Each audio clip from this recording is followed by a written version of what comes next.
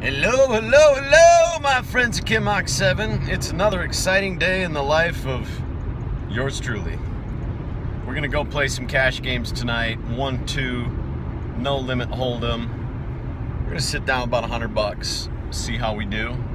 So I thought I'd document a little bit. I'm going to try and videotape some of the hands that may or may not pan out. But if it does, it'll be exciting. And the goal tonight is just to win about $100 or $200 and get out. So if that happens in the first couple hours or the first hour, then we'll get out.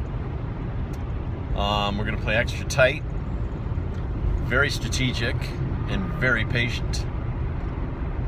Because we got a lot of reference points, and in poker, reference points are everything. For example, we know that for this specific poker room that we're playing at, that it's filled with sharks. It's filled with very experienced, calculated, careful, smart, good players. These would be the opposite of donks and fishes and tourists. These are regulars. And because they are, you need to adjust your game a little bit. You got to be playing premium hands. Now, if you get up a couple $100, then yeah, you can open up your range a little bit. If there are specific opportunities where you may have an open-ended straight draw or a flush draw, or suddenly somebody sits down and appears to be trying to be tricky and just keeps betting $10 or straddling like $10 over and over and over and over, you know, and you wake it up with a premium hand or medium premium hand, there's no reason why you can't re-raise there, or 3-bet, 4-bet, try and steal the pot, take it down before the flop. But we probably won't see that here tonight. Our strategy is to be patient, relax, enjoy it, have fun, and wait for some big opportunities. One big opportunity could hand you a set or a full house to take down the entire pot.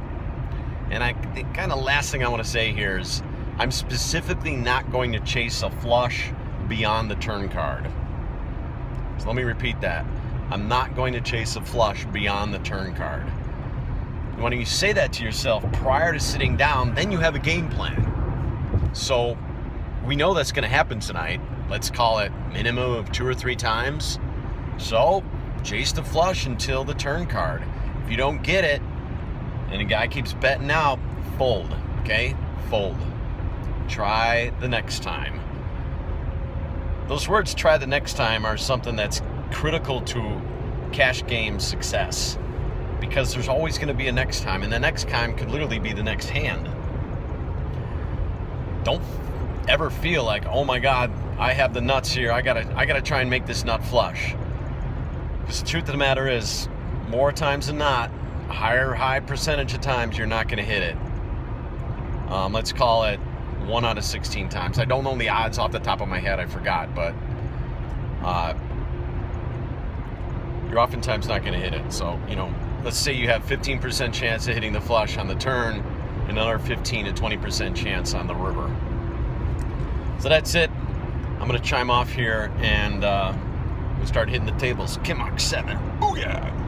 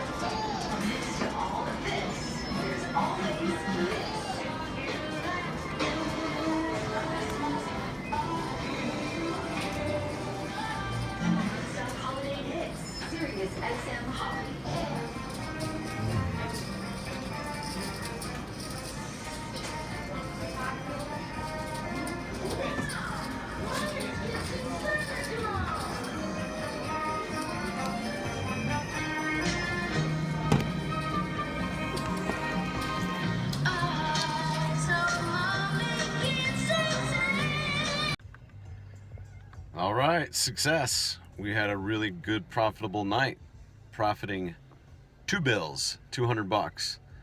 The other day I cranked out 600, so we're up 800 bucks over a span of 4 days, which is just tremendous. Had a big full house hand holding 8-7 on a board that was Jack, 8-7, King, and then an 8 on the river to give me the full house. That certainly helped. But the success tonight was a combination of me playing pretty tight and a lot of players willing to limp in with $6, $7, or $8. So when I did wake up with the good hands, I'm raising up to anywhere from $6 to $8, and I was typically winning those hands. And there was typically 3, 4, 5 people calling. So even before the flop, this pot is getting up to $30, $40. So that's just tremendous. I also woke up with pocket kings and pocket aces, both of which were profitable.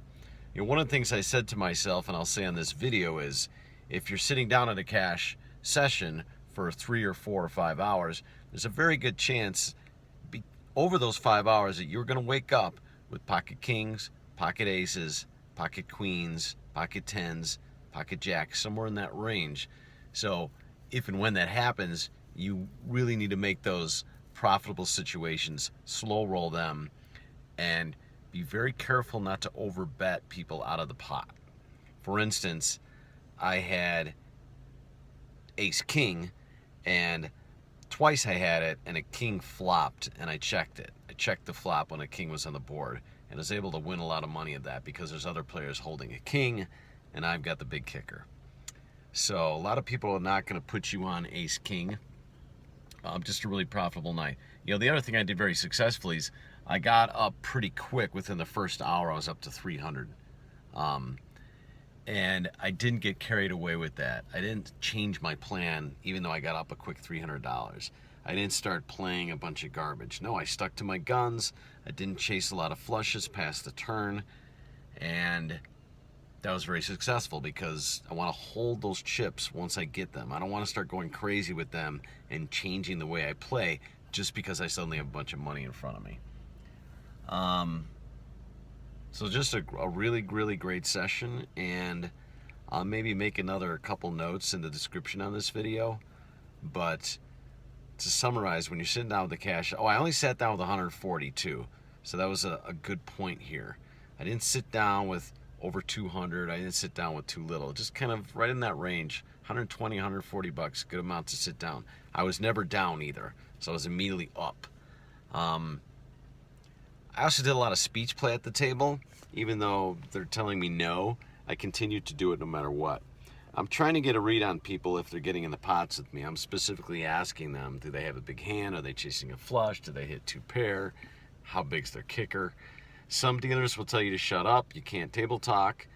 Other dealers will just kind of not say much. So, but I'm doing it politely. I'm not being a dick. I was not able to videotape any hands tonight, so sorry about that. This specific poker room is really against any electronic devices at the table. You're not even allowed to wear headphones.